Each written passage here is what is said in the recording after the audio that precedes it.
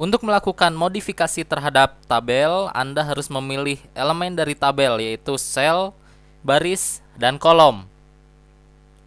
Untuk memilih sel, kita tinggal klik saja langsung di dalam sel tersebut. Lalu untuk memilih beberapa sel, bisa kita gunakan tombol kontrol yang ada pada keyboard. Misalkan saya di sini saya ingin juga memilih sel ini, maka saya tekan kontrol, ditahan kontrol, lalu klik. Berikutnya kontrol, klik, kontrol, klik. Tombol kontrolnya terus ditahan. Atau bisa juga dengan menggunakan tombol shift yang ada pada keyboard. Misalkan saya letakkan di sini, saya ingin memblok sampai sini. Kita tekan tombol shift, tekan terus, lalu kita klik, maka akan terpilih semua. Atau bisa kita blok dengan cara mendrag mouse atau menggeser mouse sambil ditekan klik kiri. Lalu untuk memilih baris, selain bisa di-drag dengan menggunakan kontrol ataupun dengan shift, Anda tinggal mengkliknya di sisi sebelah kiri dari tabel sampai Anda melihat tanda panah seperti ini. Anda tinggal klik, maka baris tersebut akan terpilih. Begitu juga dengan kolom, Anda tinggal tempatkan kursor mouse di atas bagian tabel sampai ada tanda panah seperti ini. Anda tinggal klik, maka kolom tersebut akan terpilih. Kita perhatikan, jika Anda klik tabelnya, di bawah sini ada ukuran-ukuran dari tabelnya. Kita bisa lihat, ukuran tabel totalnya adalah 616 pixel. Jika kita lihat sini, pada table propertiesnya, kita lihat 616 pixel. Di sini 616 pixel, ini totalnya. Kita bisa lihat lebar dari kolom pertama ini adalah 235 pixel.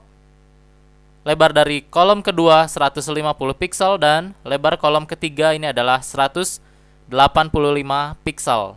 Di sini bisa kita rubah-rubah.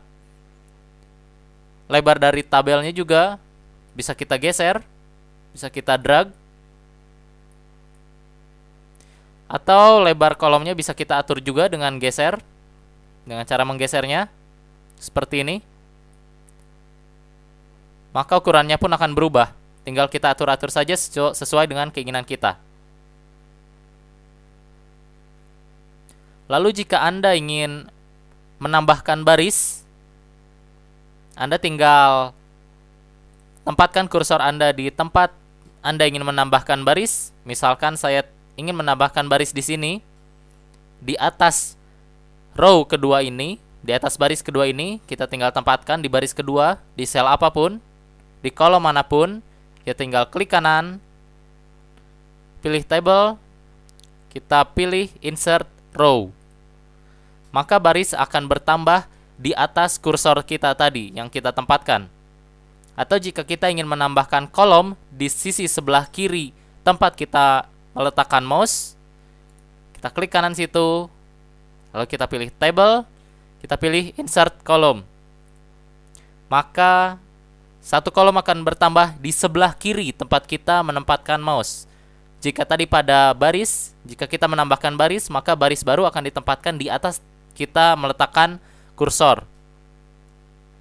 Tapi jika kolom, dia akan menambahkan satu kolom di sebelah kiri. Di sebelah kiri dari tempat kita menempatkan kursor. Untuk mendelete-nya, kita tinggal blok saja. Kita tekan tombol delete pada keyboard. Seperti ini, kita tinggal blok. Kita tekan tombol delete. Atau kita blok, tekan tombol delete. Atau jika Anda ingin menambahkan beberapa baris atau beberapa kolom sekaligus, seperti kita lihat tadi, yang tadi saya ajarkan, itu hanya menambah satu baris dan satu kolom. Bagaimana jika kita ingin menambahkan beberapa baris ataupun beberapa kolom?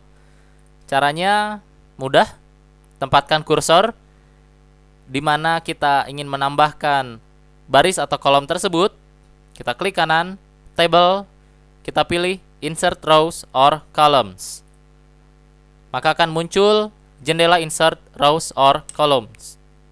Seperti biasa, tadi sama seperti tadi, row-nya itu dia diletakkan di atas tempat kita meletakkan kursor, dan kolom barunya di sebelah kiri tempat kita meletakkan kursor. Misalkan kita ingin menambahkan baris, saya tambahkan 4. Bisa kita pilih di sini above the selection atau below the selection. Above the selection ini dia akan ditempatkan di atas dari tempat kita meletakkan kursor pertama kali tadi. Kalau below the selection ini dia di bawah.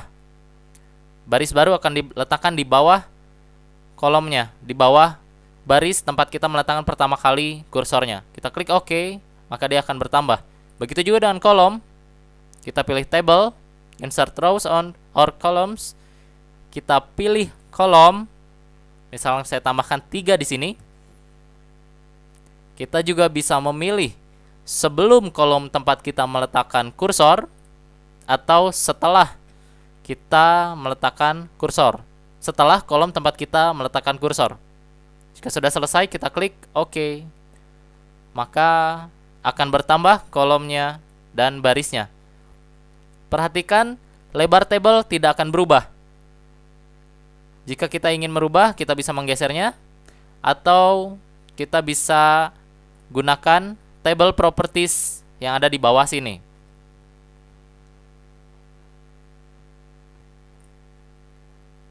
Oke, misalkan saya hanya membutuhkan beberapa table saja di sini.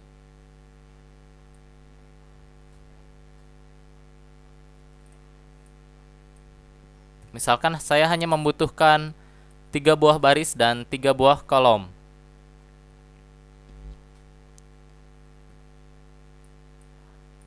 Saya atur dulu di sini. Jika kita klik salah satu sel di sini, maka akan muncul sel propertiesnya di bawah. Tombol ini adalah merge selected cells using spans. Jadi ini untuk menyatukan 2 buah sel. Misalkan saya blok ini 2 buah baris, 2 buah sel maksud saya. 2 buah sel di sini, lalu kita klik ini, kita merge. Kita perhatikan maka kedua sel tersebut akan menyatu. Kedua sel tersebut akan menyatu. Lalu yang berikutnya, fungsi berikutnya adalah ini, split cell into rows or columns. Ini untuk memecah sel menjadi beberapa baris atau kolom. Cara penggunaannya adalah, misalkan kita pilih salah satu sel yang ingin kita pecah, lalu kita klik ini, tombol ini. Oke, maka akan muncul jendela baru, pilihan split cell into rows atau kolom. Jadi bisa kita pecah menjadi row, menjadi beberapa baris atau menjadi beberapa kolom. Misalkan saya di sini menjadi kolom, saya pecah menjadi 3 kolom. Kita klik OK, perhatikan. Klik OK, maka dia akan dipecah lagi menjadi 3 buah kolom. Lalu berikutnya adalah horse. Ini adalah horizontal. Artinya horizontal ini untuk mengatur perataan horizontal isi sel, baris ataupun kolom. Anda bisa mengatur tata letak teks pada posisi di sebelah kiri, kanan ataupun di tengah sel. Misalkan saya tulis di sini Dreamweaver, horizontalnya defaultnya itu sebelah kiri. Jika kita pilih center, tetap sebelah kiri. Jika kita pilih center, maka dia akan berada di tengah. Atau jika kita pilih right, dia akan berada di kanan. Lalu vertikal, ini adalah untuk mengatur perataan vertikal isi sel, baris ataupun kolom. Kita bisa mengaturnya top, middle, bottom atau baseline. Oke, misalkan yang ini vertikalnya saya pilih top, maka dia akan berada di atas dari sel tersebut. Perhatikan. Jika saya pilih middle, maka dia akan berada di tengah dari vertikalnya. Vertikal dari sel tersebut. Jika kita pilih bottom, dia akan di bawah. Jika kita pilih baseline, dia juga akan seperti ini. Dia akan mengikuti. Misalkan kita pilih middle. Lalu berikutnya adalah W di sini. Width of cell in pixels or percent. Jadi ini untuk mengatur lebar dari sel tersebut. H ini tingginya. Jadi kita bisa mengatur tinggi dari sel tersebut.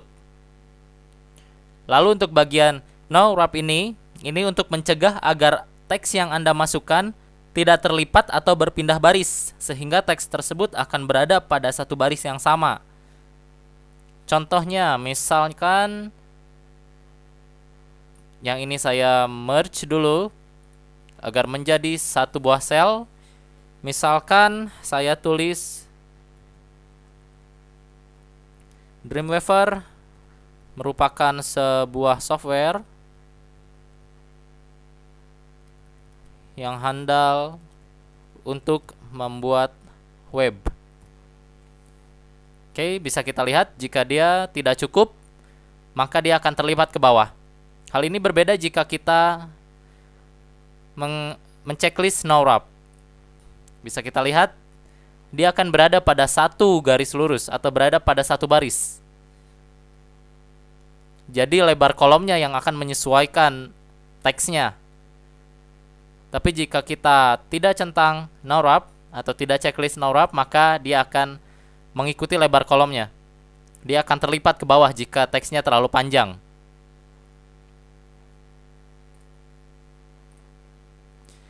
Lalu berikutnya header.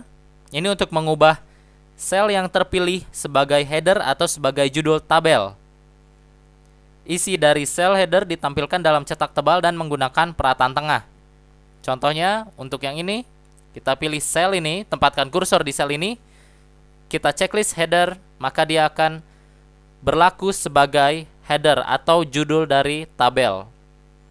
Dia akan bersifat alignment-nya center atau di tengah, dan text decoration-nya atau style-nya dia akan cetak tebal. Lalu untuk background ini, background color, ini merupakan warna dari sel tersebut. Misalkan saya isikan dengan merah, maka bisa kita lihat background-nya akan berubah menjadi warna merah.